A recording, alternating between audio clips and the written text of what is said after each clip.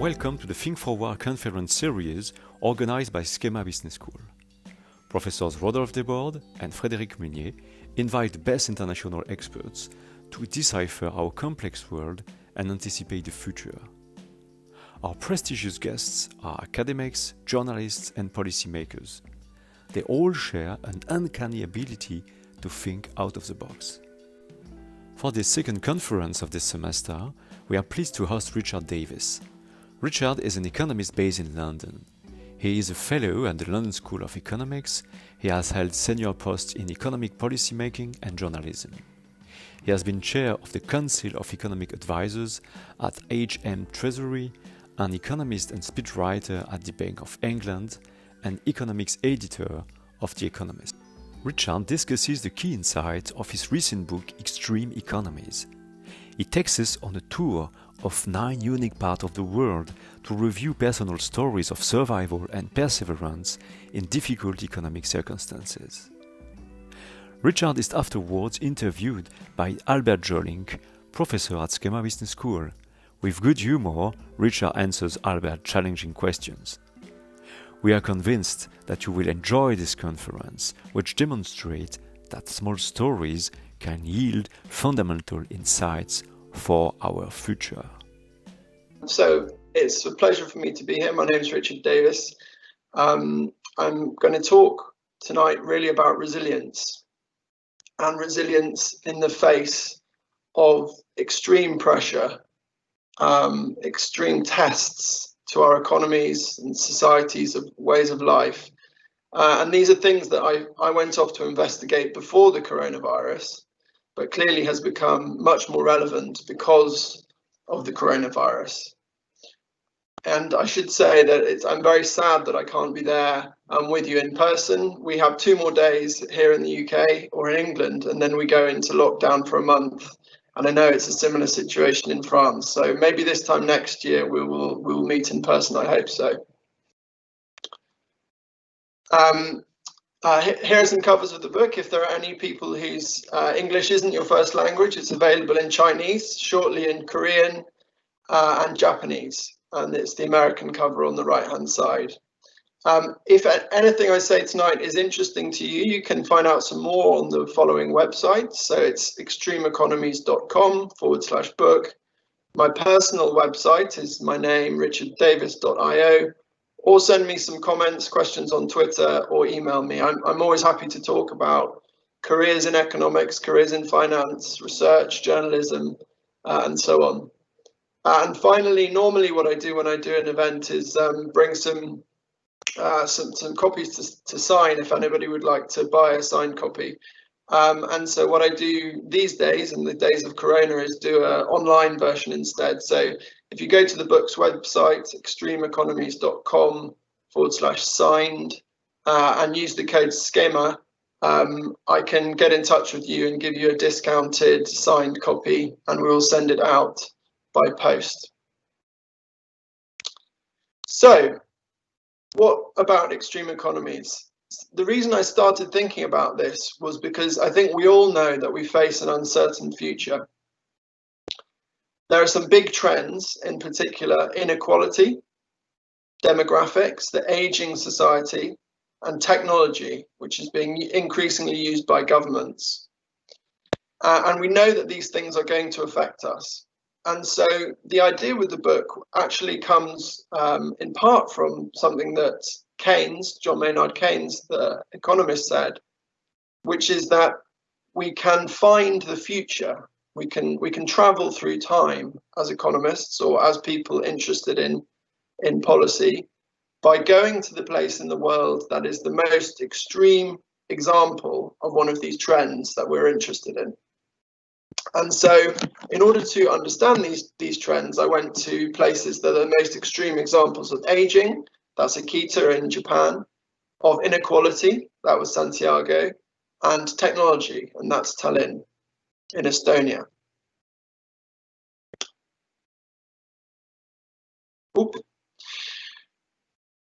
I also wanted to understand what happens when we fail. One of the things about a lot of modern business understanding and also books in terms of technological advance are about understanding failure and understanding how and why things fail. And this tradition actually goes back to the Industrial Revolution and, importantly, actually to Paris and the time of the Versailles rail disaster, which was a time when a train derailed. It had been in Versailles and it was coming back into Paris. It derailed and killing a lot of people, and a big disaster.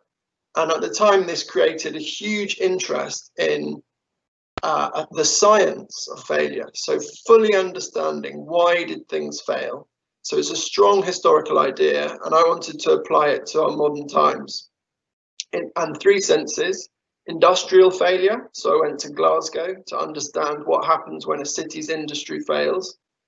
Environmental failure, and I went to the rainforest of the Darien Gap in between Panama and Colombia to find out about environmental failure, and Kinshasa to find out about the failure to make the most of human potential. Kinshasa, the capital city of the poorest country in the world. But tonight, what I wanted to discuss, given the times we're facing at the moment, is maybe some more hopeful stories about survival. And for these, I went to three places which people have faced unbelievable strain, which I hope that none of us will ever face. And in many of them have come through it with positive, innovative, entrepreneurial approaches to rebuilding their economies. So let's go and visit these three places very briefly and meet some of the people that live there. So this is a picture which some of you may have seen. It's of a beach called Lampuk, which is in Aceh, in the northernmost part of Indonesia. And it was a famous photo, and it was taken a few days, I think a week or so after the 2004 tsunami and tidal wave, which completely destroyed this region. Here's a map of where we are. You can see in the top left of the left-hand map, that's Indonesia and the epicenter of the 2004 earthquake. This sent a tidal wave, which was estimated, tsunami wave, which was estimated at 30 meters high. Just consider the height of that. It's much higher than most residential buildings. It's like a small skyscraper. It sent that wave directly into these villages that you can see in the bigger map, Lampuk and Lokna. And really that day, the chart on the right shows, was one of the worst disasters the world has seen in the past 250 years. But actually it was really focused on Indonesia, and it was really focused in this particular region. Here's an image taken shortly afterwards. You can see the kind of complete destruction that the waters had caused. Yet, here's another picture, and this was taken 10 years later, and you can see it's completely rebuilt. The mosque that was there, that was the only surviving building, has been extended, the vegetation is back, the buildings are back. And so I wanted to go there and understand how. How did this happen? How did people rebuild? This photo is one that a professional took. This one is one that I took, and that's down there on the ground. And as you can see, just from this picture, you can see the extent of the rebuilding. So there are cattle, the cattle are back, there are people with motorbikes. There's a house, a brick-built house with a properly constructed roof, and there are telephone lines. This man, Suyandi, his personal story kind of tells you much of what happened in Aceh. He's the first person we meet in the book, and it took me a couple of weeks, but I managed to find somebody, and it was him, who actually witnessed the wave. So he was in his cafe when they heard the earthquake. They went down to the beach and saw the water had gone away, and then they saw the wave coming. So this man in this picture is one of the few people alive that actually saw a 30-meter high wave. He escaped on his motorbike, lost almost everything, but when I found him, he'd rebuilt his business and rebuilt his life. This is another shot taken from his cafe. You can see just how close to the water they were. So imagine being there as a 30-meter wave came in. So how did he rebuild? One of the key points from the book, and one of the things I wanted to get across to the audience today, is that a lot of the survival, the resilience, the rebuilding actually comes from informal, hidden, traditional economies, things that we might sometimes ignore in our analysis. So this picture in the top left is me with the leader of the Achenese Gold Traders Association. Why is gold important? Well, this was a proud trading nation, Aceh, before it was colonialized first by the British and later the Dutch. And it had its own system of weights and measures. So its own whole system of how to measure the world. And it was based on this weight called the mayam. And this was an amount of gold. And the ingots you can see just below the picture of the two of us are this traditional Achenese gold. And this gold is used as a store of value, like in many places of the world. But unusually, it's often held by women and worn as bangles on their wrists. And these are big, thick, chunky bangles that store a lot of gold. Now consider the advice that as economists, financiers, people like the IMF, the World Bank, the OECD based in Paris might give on this. We would say, this is inefficient. It's much better to have your savings in a bank than to have it being saved as gold. Gold doesn't give you any return. But what happened in Aceh was that the gold traders were the first people to open after the tsunami. Families were able to go in and use their gold bangles, which they had traditionally held as a form of insurance, and pledge them. They were then quickly shipped to Jakarta, the Indonesian capital, where there'd been no disaster, and so there was still a high demand for gold.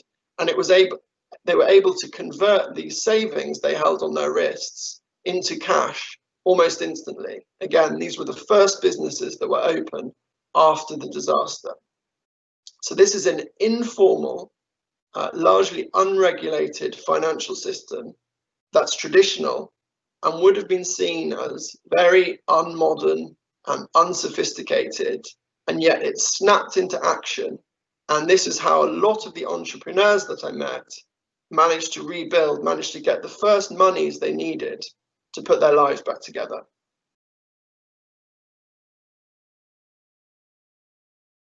Now let's talk about Zaatari. So Zaatari is a Syrian refugee camp, and it's in the northern part, Jordan. So here we go. Here's a picture of the Middle East. I don't know if it's a bit small, but you can see Beirut there in Lebanon, Damascus. And Zaatari is just below the southern border of Syria, or if you like, in the northern part of Jordan. The refugee camp formed almost overnight after the Syrian civil war started, and it was largely unplanned. When I was setting out to look at this book, the reason it's called Extreme Economies is I always tried to go to the most extreme example at that time, as I was doing the preparatory research. And in around 2015-16, as I was planning all these big trips that I would do in later years, Zaatari was the top place. It was the largest refugee camp, and it was also the fastest growing refugee camp.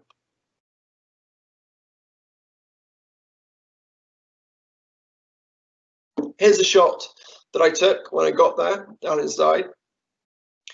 And one of the key things to focus on in this picture is the guy's bike. If you just look at it closely, you can see it's got orange tires, orange reflectors, orange handlebars. It's completely in orange, and because this was the guy's style, and it's the same color that this little district has on their roof. So you can see the roof of these buildings. And this is a second lesson that extreme economies teach us, and which I would learn in a major way during my travels in Zaatari, which is that people seek individuality and they seek choice, and they want to be able to make their own decisions about the way they look and the things they buy. And this applies even in the most extreme times. And in fact, it applies in a more intense way in the most extreme times. This guy is called Qasim, and he was back in Syria. He was a car mechanic, and he fled the war like everybody else here, but he still had his human capital. He still had his skills, his knowledge, his abilities, and he used those instead to become an entrepreneur and to help build and improve people's bicycles. This is his bike, and as you can see, it's a beautiful thing. So it has bells, whistles all over it. It says VIP in many different places. On the front, it has a silver figurine. That's from the front of a Jaguar, the Jaguar brand of car. And it says VIP in so many places on it that I said to this guy, Qasim, hey Qasim, I can see you're a very important person, you're a VIP. And he said, of course I am, I'm an entrepreneur. And this is the feeling that people have in Zaatari, which is that entrepreneurs put this place back together. But how exactly did they do it? They didn't have gold bangles to sell.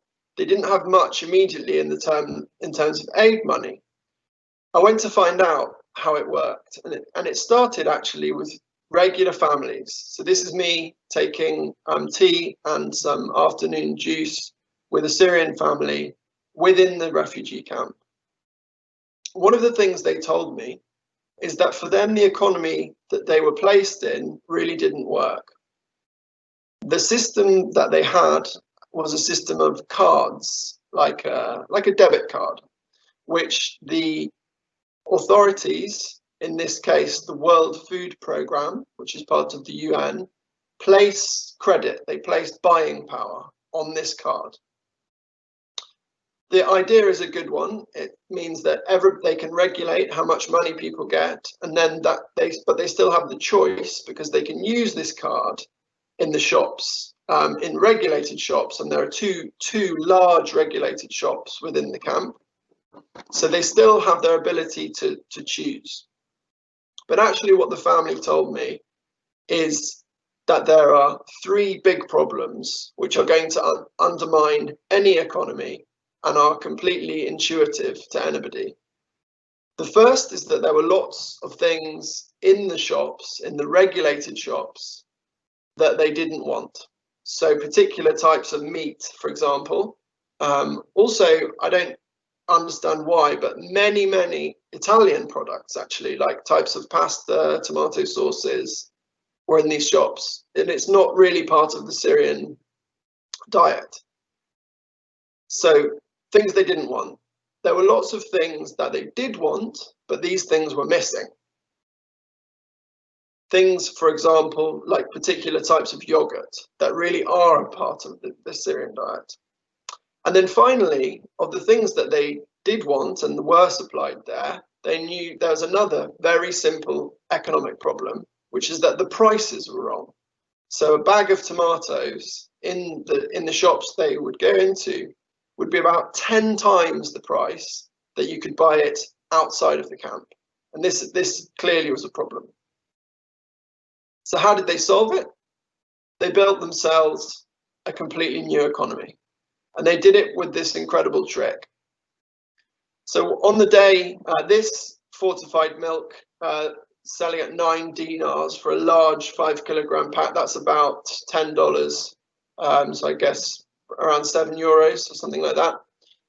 This is the key to understanding how Zaatari works and how these people in the desert built themselves a new economy with no money. And they did it through trade and then entrepreneurship. So this Anchor milk, you can see, as you can see in the picture, is a high value product. It says New Zealand's #1 milk brand. It's not some low value product.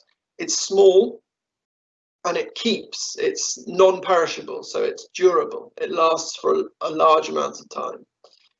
And this makes it perfect for what many of the Syrian families do, which is they take their card and they buy as much of this milk as they possibly can, and then they would give it to a smuggler, often very young teenagers, who take the milk out of the camp and sell it in exchange for hard cash, for Jordanian dinars, and then bring it back. Then they would bring that money back to the family. And in return for their 9 dinars worth of milk, they might get 7 dinars perhaps back in exchange in cash because of the transaction cost. But 9 dinars, which is very, very restrictive, it turns out, because you can only spend on this card, it's not real money, is much less valuable than 7 dinars of hard cash. And because they were able to turn it into cash in this way, they created their own economy. And given that it's in the middle of the desert, what I found was incredible. So there are wedding shops that caters for weddings. There are many weddings and the brides want dresses. So there are 2 or 3 competing shops selling bridal gowns. They somehow managed, because they had cash, to persuade Jordanian traders to bring up these pool tables. So they have a billiards hall that the kids like to play in. They have sophisticated businesses that work on a hub and spoke kind of principle. So this is a picture within the main bakery in the camp. So they have a hub where they do all the baking, and then they take it to lots of stalls dotted throughout the camp. So wherever you are in the Zaatari refugee camp, you can get hold of great baked goods. And they have a huge amount of shops that cater for fashion. On the left, we have men's hairdressers, and there are many of these. And then on the right, the biggest store, owned by a man called Mohammed Jendi. And he was a wholesaler back in Syria and built this huge department store selling televisions, children's goods, ladies' dresses, men's trainers, anything you can think of. He was able to sell in the refugee camp because the camp ran on cash. And finally, as I mentioned, this is a place where bicycles are important. There are no cars, is the reason. So cars are banned and people demonstrate their individuality. And on one of my last days in the camp, I was looking at how great all these bikes they were building were. And they said to me, that's not the best bike. The best bike is actually a car, and it's called the Zaatari Rolls Royce. And this man, who was an anaesthetist, so he worked in a hospital back in Syria, took it upon himself to build bicycles that help people with disability. So like wheelchairs that you can turn a handle and it drives you along. And this is the car that he built himself. It's known as the Zaatari Rolls Royce. Again, this has been built in the middle of nowhere, in the middle of the Jordanian desert, starting with absolutely nothing.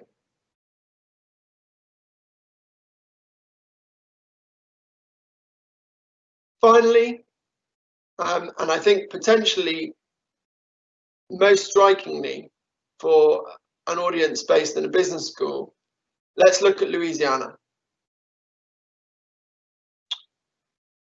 So the reason I went to Louisiana, I knew that I wanted to look at the extreme of disaster, of natural disaster, and so Aceh was the obvious choice. I knew I wanted to think about the extreme of war and of displacement. So at the time, Zaatari was the obvious choice. And I was thinking, what other kinds of disaster, what other kinds of extreme tests can human beings face? And one of them clearly is incarceration. So again, to go as with my approach with the book, I wanted to go to the most extreme example of incarceration. Now, the United States is the country that has the highest incarceration rate of any in the world. And within the United States, as you can see in the chart on the right, Louisiana stands out. It has the highest overall incarceration rate. And within Louisiana, there's a place called Louisiana State Penitentiary, which you can see on the map. And that is the largest maximum security jail in the United States and also in Louisiana. So this is the pinnacle, I argue in the book, of global incarceration. Here's a picture taken on the farm, and it is a farm. So this is something that's common in the United States, particularly in the South. They have the same thing in Mississippi, which is that the inmates work on the farm, growing food, which is then used throughout the prison system.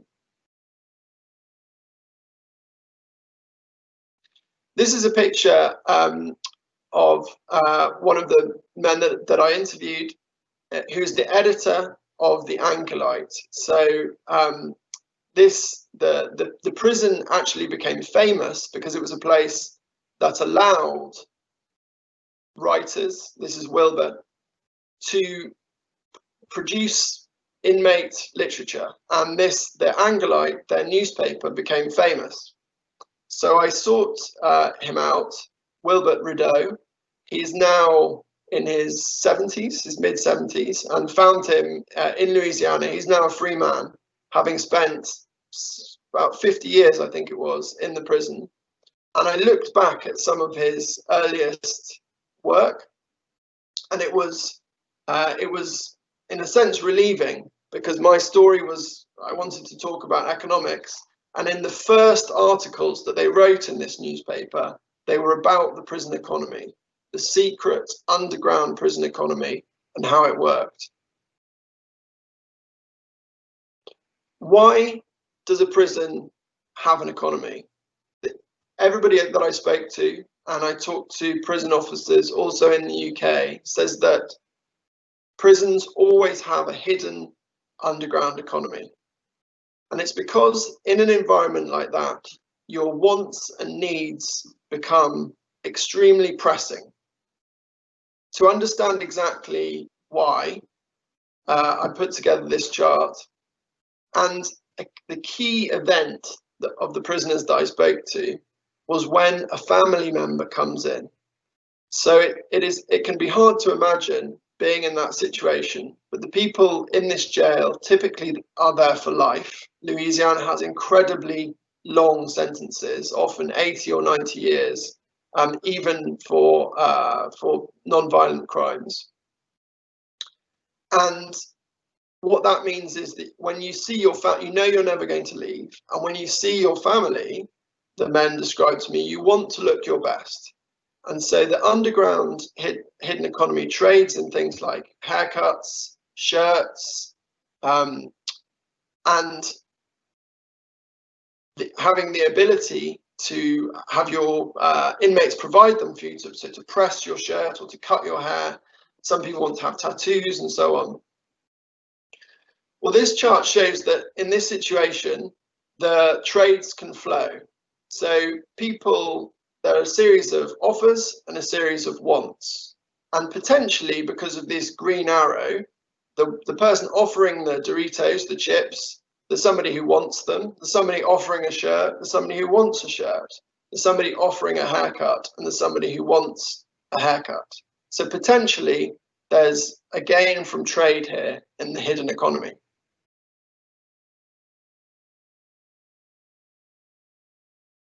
Now, the problem is that the problem in the prison economy is typically that money is banned. And so you need to have a situation of swaps. But in this situation, the reverse is not true. So the person on the other side of this trade doesn't have what is given in exchange. And this is something that economists call the double coincidence of wants. And it means that barter economies, so where you have to swap one for one with the other person, are very hard to sustain.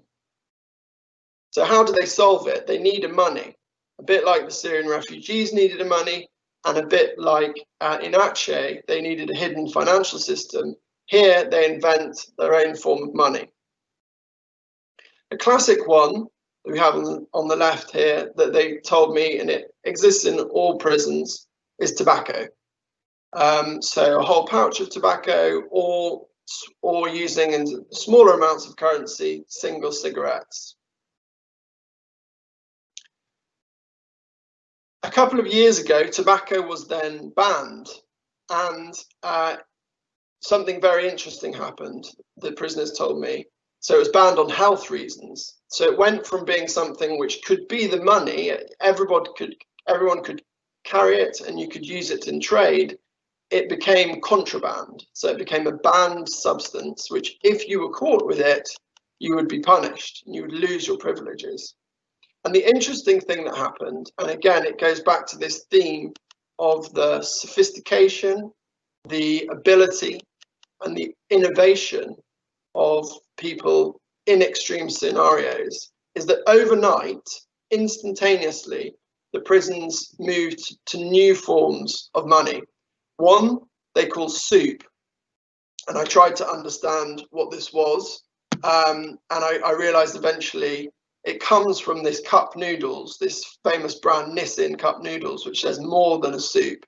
And so these noodles, they last a very long time. Everybody likes them. They tend to be used as a currency in some prisons. The other one is mackerel fillets, so like a small tin of fish. And another currency, which I heard was that people talk of, was the EMAC currency.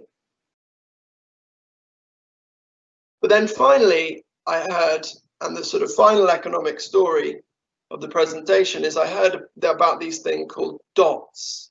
And this was the currency that everybody in the prison had begun to use. And it's a fascinating story about innovation, technical change, even in these most extreme places. So the reason the dots were needed is that in American prisons, just as in British prisons, and I imagine the same in French, there is a new trend towards the use of a new highly addictive drug, which is synthetic cannabis. So on the left, we have the chemical symbol for synthetic cannabis. It's named CP because it was invented by Pfizer, the drug company, and it's named Charles Pfizer. It's named for him. And this discovery of the active ingredient in cannabis has led by a complex chain of events to this new street drug, which in the states, southern states, they call Mojo. And it's highly addictive. Everybody in the prison wants it. Alongside, so this is an example of a new demand. Alongside this new demand is this brand new currency that they came up with. And this goes back to Blockbuster, the video rental chain based in Texas. And what they did is something interesting. Back in the mid-1980s, they came up with this membership card, which was for parents to give to kids so the kids could rent out videos. When the kids had spent all the money, rather than get a new membership card, the parent would give them this new credit card with the credit on, and that's the one that says $10 on the bottom. And that lets you load payment power onto your membership card. And this is what's known as a closed loop, a single system between one store, the Blockbuster Video, and the parents of the people that they were giving the card to. Lots of other stores then copied this and copied it. And then some of the big financial companies came into it and broke the system open, so that saying, we're going to make a prepaid card, but not that you can just spend in one store like Blockbuster, but that you can spend anywhere. And this economists call an open loop system. And this system, where you go and you buy something called a money pack, that's the picture on the right. You scratch the back of the money pack and reveal a long number, and then you use that number via an app or phone call to take the credit and load it onto your Visa card. And you can put up to $500 in one go from this one card onto this other card. And this, you can see it's called green dot. This is why prisoners refer to one of the currencies as dot. And this is the key to the new hidden prison currency innovation. How the dots flow. Outside the prison, somebody has something that they want to get in.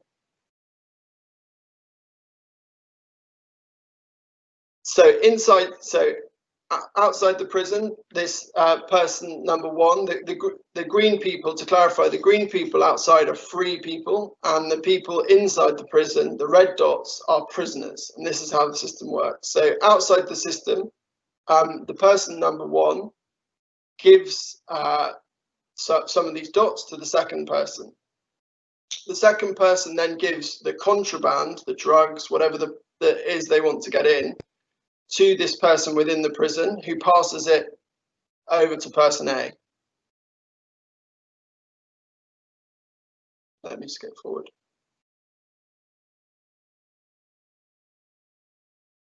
So now this is how the dots work. So the first bit is about how the sort of drugs move. This bit's about how the dots work. So these people on the outside really don't want to meet each other. It's very risky if they are. So the first person goes to the shop, buys this scratch card, and knows these dots. It's just the 16 numbers. They then tell them via a meeting, a phone call, or something like that, to their relative person, the prisoner on the inside. This person then passes these dots over. They can just tell them, and they can remember it, or again they can write it on a tiny scrap of paper. That person, so the value has transferred between the prisoners. That person can then give it again via a visit or a phone call or a letter to their family member or their colleague on the outside, who can take the dots to the bank and to exchange it for cash.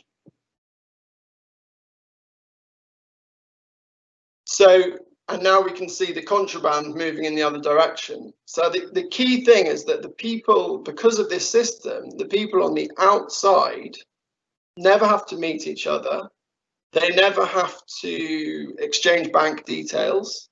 They can be in completely different states. One could be miles away from Louisiana, but yet value, because of the way these dots work, can transfer between them.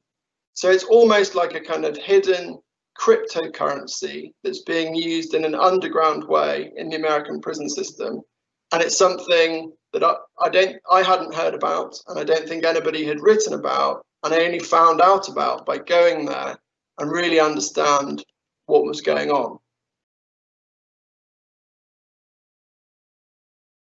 Drawing together now some key themes before hopefully Albert and I can discuss. What do we see here? We see that there's a hidden economy. There's a hidden ability to invent markets and to trade. And those markets are not always good, to be clear. So it's not a good thing that this new currency in Louisiana has made it easier to exchange drugs and to exchange contraband. In many places, like in the Zaatari refugee camp, the value of these markets is really high and is great. It helps people demonstrate their individuality and get themselves back onto their feet. So really the first part of the book is these stories of how people who we might think, sitting in somewhere like the LSE or a business school, we might think there's going to be no economic activity in this place.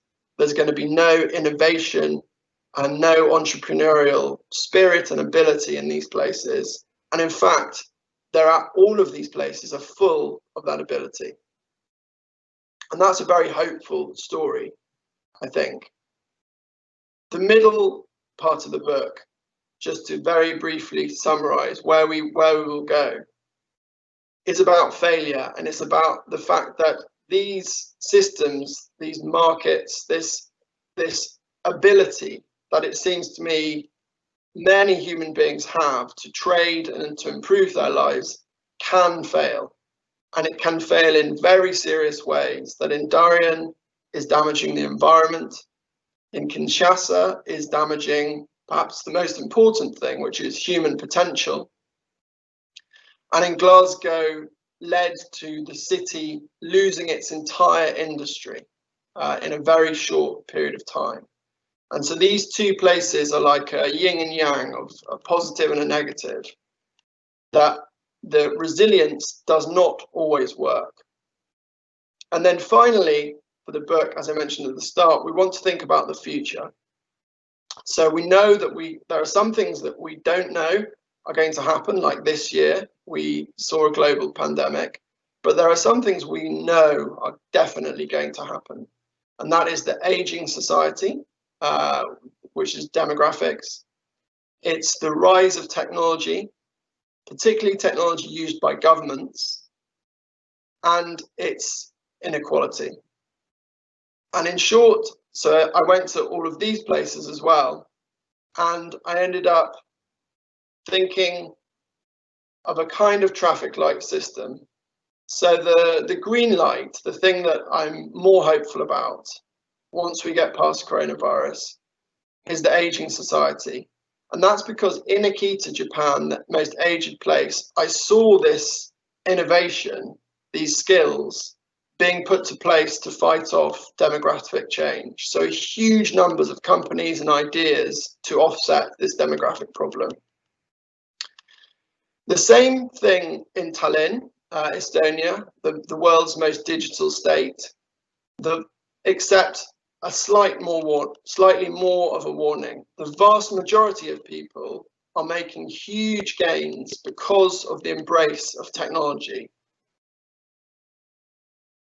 The approach to things like robotics and the fact that robotics might make people lose their jobs are very different than in places like the UK and France, where there's a lot of fear. They've embraced technology, and for most people it works. The warning is that there's a small subgroup, which you can read about in the book, a very interesting subgroup, which is the Russian heritage in Estonia, who have been left out. And I think this is a concern for technology, which is that a large group benefits, but a subgroup is left out.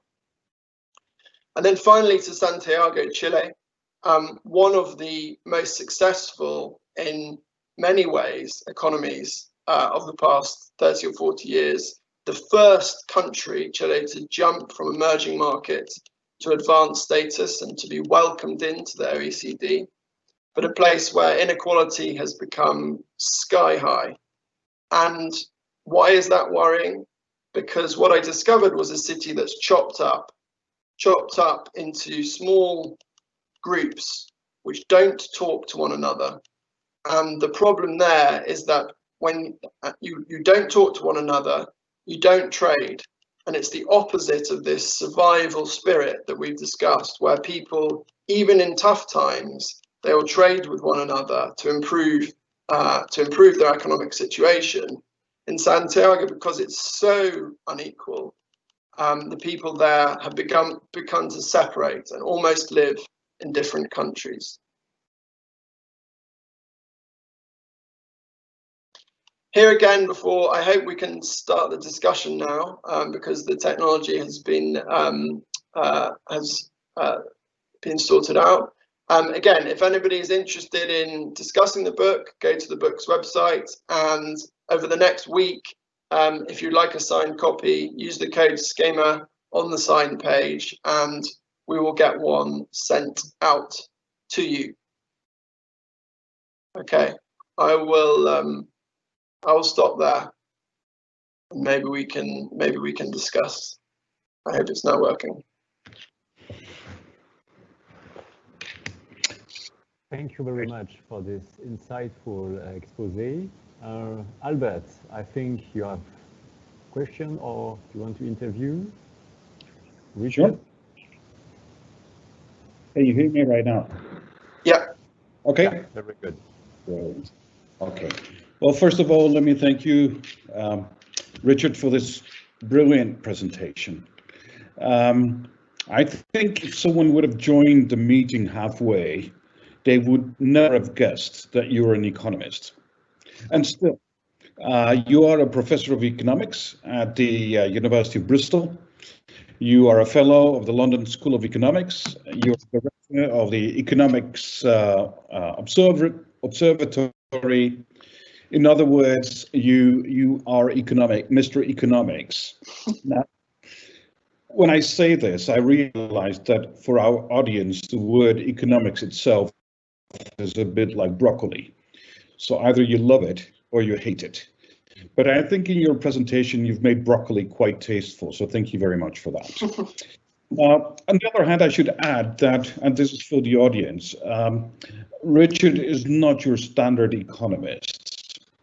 I mean, he doesn't draw conclusions from assumptions.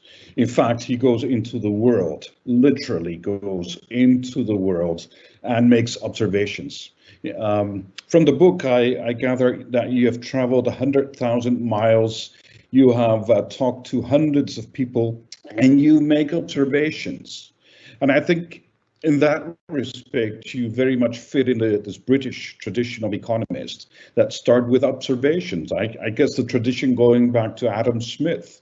And to some extent, this tradition has died out, I have the impression, but you have made it come to life again tonight, and that's brilliant. So you're welcome. So you have traveled the world, but I guess, as all of us, during the night, you have this same nagging question as we all do. And the question is, so what? So what? You've traveled the world. So what? You've talked to a lot of people. So what? Is this really economics that you're observing? And then again, I think with a lot of reading in your book, you come to very intriguing answers. And I recommend this book to all of our students to read the book and to see what the so what question can do to people and what the observations you have can do to answer that question. Now, I don't think I need to convince our students or anyone else for that matter that extremity is an issue in our times. I mean, we have extreme elections going on in the US right now. We have extreme health issues going on during the last 6 months. We have extreme situations in terms of climate change. So as such, your contribution lies not in the extremity as such, because we're almost getting used to extreme situations. And when I say almost, I think there's always this question in the back of our minds, will our future always be like this, or will we be able to get back to normality? Then the question of course becomes, what can economics and economists add to this? How can we get out of this dismal future that you have somehow predicted or somehow described for us? How can economists get away from the label of dismal science, from the label of a miserable science describing what goes wrong and nothing can be changed? In that respect, the reputation of economists are, well, let's say, less than favorable, and I'm not sure you've been able to convince the readers as yet. But that's why I have a couple of questions for you to see whether we can get away from this dismal future and move into something much more positive. Now, from your own readings, and I'm referring to Davies 2015, you can read that economics provides, and I quote, reason for optimism. Those at the cutting edge of economics understand the world better than ever before, and many more stand to gain from this knowledge with a rush of new economists in the pipeline. And I think for those students who are listening right now, you are referring to them. You're referring to a rush of reformers in the pipeline, and here they are. So having said that, I think I have a couple of questions before our students jump in. So the first question I have is, I think the strength of your story lies very much in the collection of stories. And even though I was wondering how you were going to present this, and I think you did a brilliant job in presenting it, but it's a horrible story to tell in 30 minutes or in 40 minutes. But I think the strength of the book is in a collection of 9 different cities, 9 different travels, 9 different journeys of countries or of people in those countries. And my question is, how exactly did you choose these places and how do they fit together? And for that matter, which stories did you leave out? Which other journeys did you actually do, but did you not tell us about? And for that matter, why did you not include those, if that would have been a nice story as well? In other words, is this a made-up story because it just fits together, or is there actually something there? That would be my first question. Perhaps you could respond to that first. Yeah, of course. It's a great question. So I started, and I'll answer it by referring to medicine rather than economics. So I started out as a medical student at Oxford. And one of the things, and then I just decided that I didn't want to be a medic and I switched to philosophy and economics. But I went far enough within that discipline to understand that this approach, this looking hard at extremes, is a fundamental part of medicine. And there are two really famous cases that some students may have heard of if they're from a medical family or interested in this thing. One is the story of human circulation, so how the heart works and how the blood goes around the system. This was discovered in the late 1600s by a medic in London who found a patient who was in a horse riding accident, damaged his chest open, managed to build a metal case to put over it. But what that meant is the doctor could literally look inside and look at his chest. A much more famous case is a guy called John Gage, who was made famous by the American writer Oliver Sacks. And this was a guy who was dealing with a railroad and exploded, and a piece of metal went through his head, through his brain, separating his brain, but he lived.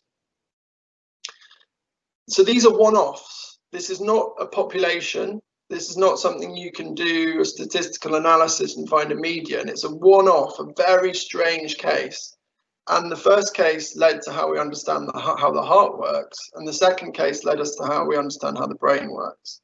So I think deep within my brain, as I then went into becoming an economist, is thinking, it's great to have models and these big data sets, but isn't there information just in one-off individual stories? And so that, I talk a little bit more about it in the introduction, but that's my answer, I guess, to your sort of, so what, isn't this made up? These are interesting places, but we can't learn anything from these kind of things. My argument is that as economists, we should recognize that we need to improve economics and finance, and that we do have kind of one system, which is ever bigger, more data, much better models. That's what I often do in my day job. It's very important, but there are other ways of thinking. There are other tracks. And this track of going to extreme places and then using narrative. So as you say, I think I conducted 550 interviews. So, and let's be clear, this is not quantitative. This is not statistics. I don't have statistics to prove this. I just have all these stories and then I summarize them. So that's to your point on, is there value in this method? How did I choose the places? I started at the end. So that's my reason for extremes. I started at the end and I knew that I wanted, for my own students, for my own life, I wanted to understand technology, demographics, and inequality. I don't think there's anything particularly new about that. We know these things are big trends. And so I wanted to go to those extremes. Then, because I was thinking about these medical patients that had almost been destroyed, but then survived, I wanted to find places of extreme sort of pressure. And so I decided disaster, that's one, natural disaster, war is another. And because I needed a group of people, not just one person, like a place where there's a lot of incarceration would be a third.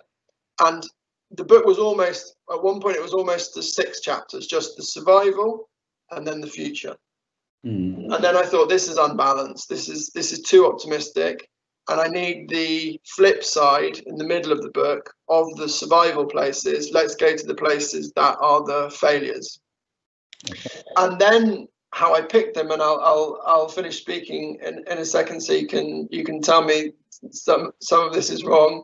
How I picked them, I had these themes: inequality, technology, war, disaster. And then I did it once I had the theme, which was my choice, I did it in quite a quantitative way. I just went to renowned data sources, like there's a data set that tracks natural disasters. I went to the UN for aging data, and I just went to the most extreme place, very simply. And so in each chapter of the book, there's a chart which sort of explains why I think this is the most extreme example. Very briefly, themes that I would have included and didn't. In the failure section, which is in the middle, I almost went to Argentina and based myself in Buenos Aires. The reason, 100 years ago, that was seen as one, if not the most biggest economic opportunity, and yet it became just a century of debt crises, essentially. And then one part that I even wrote and researched, and I guess this is an interesting thing for students. Sometimes you have to get rid of ideas you think are good, and I don't mind saying it. I had one chapter about harsh and extreme uncertainty, and because I think we're all facing that. And the way I wanted to find a market that was extremely volatile, and I looked all about lots of different markets, and one that is very, very volatile is the market for young, new, contemporary artists. And so I went to New York and talked to some of these people, and these are people who a painting they do, one day it can be worth 10 euros, then the next week it goes to 500,000 euros and they're a superstar, but then the next year they can be back to zero. And because the book was just getting too long, that one was actually published as a short article in a magazine. And that was just a choice about what the priorities are, and like you have to make with everything you write, sometimes you have to prioritize. Right. Well, what strikes me is that you go out to all these gloomy places.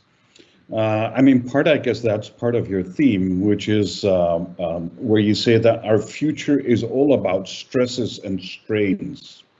So apparently you've been looking for something that supports more or less your idea that the future is going to be stressful and strainy.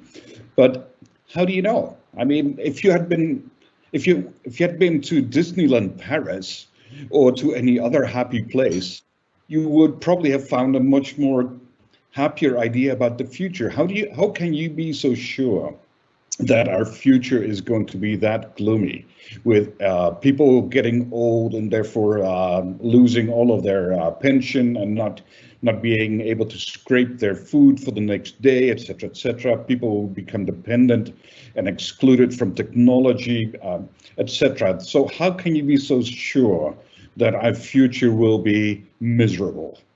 I don't think it's going to be miserable, and I don't think, like on reflection I hope at the end the book shouldn't come across quite like that. And let me explain what I mean. So what I do want to do, and I think what we all should try to do, is to understand what might happen in the downside, and that's just about preparation. I think that's a relatively common sense thing. So I think it's good to prepare for the downside and to understand what might happen. And the other thing I want to do is to understand what the future might be like. And we know, let's take demographics, because it's a good example. We know that's going to happen. That in the terminology is like a known unknown. It's a risk that we know, but we know it's going to happen. Because demographic data is very slow moving, and you can see it happening now in Italy and in Spain as well. Actually, I'm very, very positive. I think most people are doom and gloom about demographics. Pensions are going to run out and so on. anyone who thinks like that, once we're allowed to fly, go to Japan.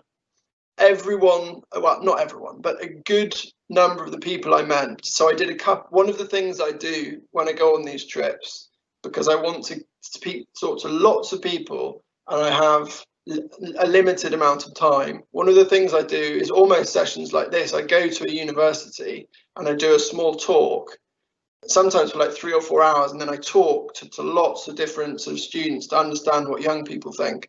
And I did this in Japan at a economics and finance school, and I don't know, 70% of them had ideas for apps, for businesses, for innovations to help tackle this challenge, because economics essentially is about needs and wants and abilities and those meeting.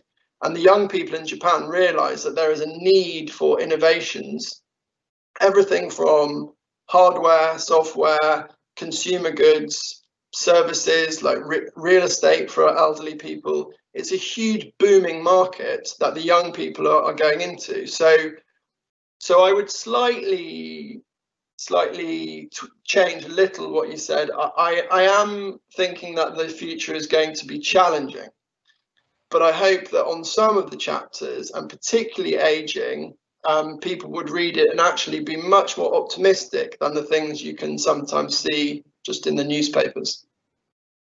Okay. Well, I'm conscious of the time. Maybe a final question. What's your next book about? Trade. Trade. That's it. Yeah. Okay. I can tell you more, but I think we are going after coronavirus. We are going to see, my prediction for everyone, and I know this is something that you work on, and also the business school teaches and people know about. I'm worried that we're going to see a real push back on global trade. Okay. For kind of non-scientific reasons that I think everyone will understand. This sort of idea that, you know, the Chinese gave us this virus, that is just going to play into what was already very tense trade negotiations, both sort of Brexit kind of stuff, but also between the US. And so what I want to do is to really understand the nuts and bolts of how global trade works, in a similar sort of way, traveling to places and talking to people involved in global trade. Okay. Maybe my final question. You know everything about the future.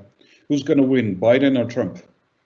Biden, but I think that we won't confirm it for take your median guess of when it'll be confirmed, like number of days, and then times it by 5.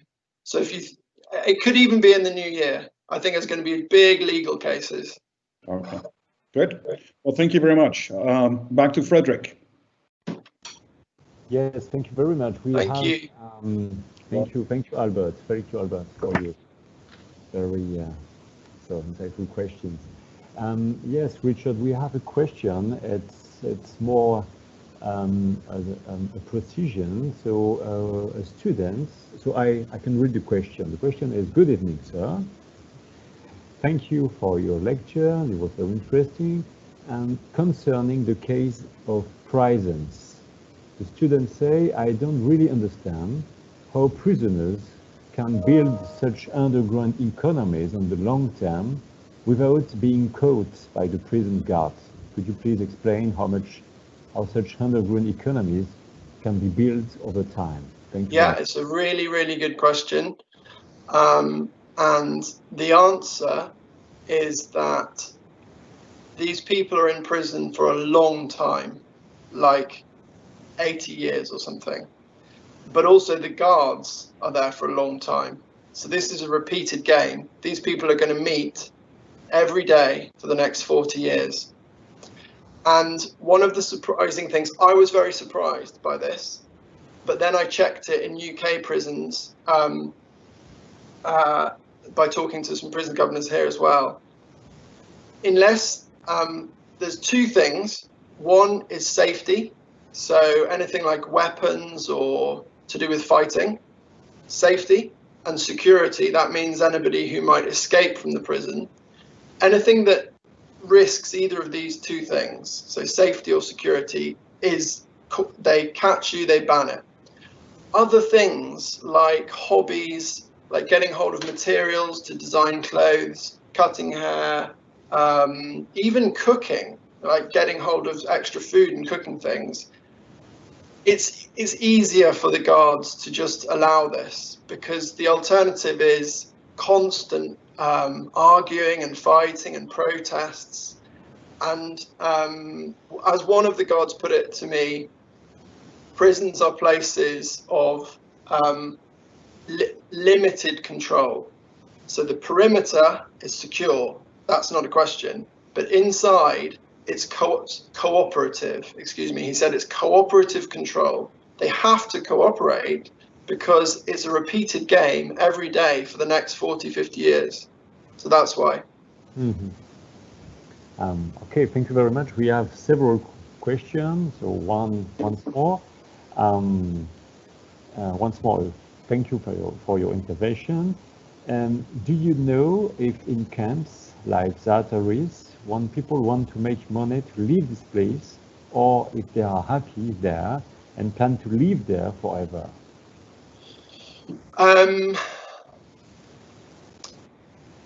Most of the people I spoke to wanted to go home. They all talked about Syria as, you know, when they talked about Syria, they became very emotional, and they said, you know, it's a beautiful place, and they told me about their city and so on. So I think that a large number of people want to go home. Also because of the place itself, it really is in a very barren, dry, like a desert kind of place. However, it is true, it is always true, and this is a difficult thing about shocks like this, like coronavirus as well. Some people end up making the most of the opportunity. So they end up designing a great business or coming up with a new idea that helps, given that scenario. And so there are some people there who are really established and have these strong businesses and are doing very well, and I think would like to stay there. Long term, of course, though, the Jordanian hosts would prefer it not to be there. So I think it will last for many years, but eventually they would go home. Okay. So a question, once more question about semantic. What is the meaning behind your title? Because you speak about extreme, but could you not speak about Eden, perhaps? Not extreme, but Eden. Yeah, no, that's also a good question. I guess in my talk this evening, I focused on this first part of the book, which is about resilience, about places where we might imagine there's no economy, but actually there's a very strong or an innovative economy. And those things are all hidden. So you're right. If I just focused on things like the prisons and the refugee camps, it would all be hidden. But when we then take those ideas about what it means to innovate, what it means to trade, and move to the end of the book, so places like the Estonia, for example, and in Santiago in Chile, the people I'm talking to there was literally the heads of state. So it's not hidden at all. I was talking to the people running the economy, but then trying to take the lessons from these hidden places, this hidden fabric, and work out what it meant about things that are not hidden. And again, the reason for the extreme is just to say, whatever the example, I talked with Albert about demographics, so let me just give the example there. So we know the world is aging, okay? Within Japan, that's the place that's aging most. But even within Japan, there's a small prefecture called Akita. That's where I went. And that's the place within Japan that is even the most aged. So that's the idea of extreme. It's to take an idea, aging, and then go to the very end of the line and understand what life is like there. Mm-hmm. Okay, thank you. So we have a lot of questions. We'll summarize two of them. So you travel around the world, and how much time did you take to travel? I did the whole book took 2.5 years, 2.5 years, and I saw one of the other questions is how long did you stay in each place? I worked on each thing for each chapter for about 3 months, typically 2 months preparation, and then 1 month the travel and writing up. So in each place, like sometimes 3 weeks, sometimes 4. Well, Glasgow's in the UK, so I could go there like a little bit there and back. So it depends a little bit, but overall a few weeks. But before that, lots and lots of preparation, so that when I land on the ground, and this is something I built up as a journalist at the Economist magazine, when I land on the ground, I've already planned all the places I'm going to go and all the people I'm going to see. So it's a very intense period of recording interviews, around 60 interviews in each place during that time period. And that's because I spent so much time planning it before I went. Okay, thank you. Another question about Europe, and especially about France or the UK. A student of SKEMA states that France or the UK nowadays are in an extreme economic situation. And the question is, do you think that so-called old Keynesian policies are adapted to face this situation today?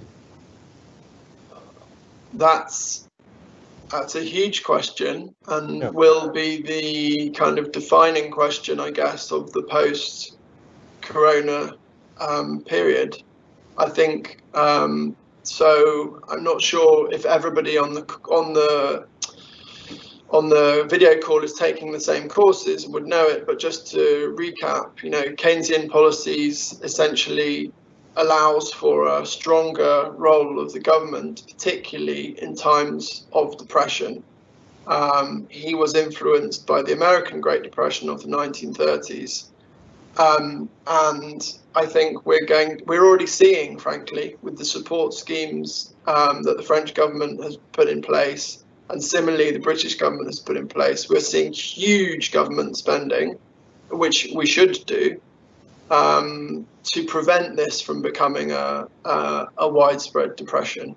So I think another way of answering your question is, I guess, Keynesianism, the reliance on the government as a huge point of demand, kind of went out of fashion over the past 20-25 years. But actually, it is the way that we're responding to this crisis. Okay, and maybe a last question, if you don't mind. So, a last question, yes. And this question is precisely related to our forthcoming lecture in Master 1 tomorrow. Good evening, sir. It was a wonderful presentation. As an economist, you say that you want to understand inequalities. You visited many countries in order to understand inequalities. What did you learn, and how can we reduce inequalities through the world? These are fantastic questions. And I should say, if I don't answer any of them well enough, just use I'll share my slides with the professors, and so they can provide them to you. But just use my contact details. I'm always happy to talk with students about economics. I had some very good tutors in my university and outside that helped me when I was learning, so I'm always happy to do that. Education is the answer. You are never going to offset the fact that during people's lifetimes, due to luck, but also due to ability and effort, people will end up at a different place. So what we have to do is to build equality of opportunity rather than equality of outcome. And the really interesting thing like if you're just going to read one chapter of the book, I would say look at Santiago chapter, because the really interesting thing is that they had a plan for education, and they had a plan to provide opportunity for everybody.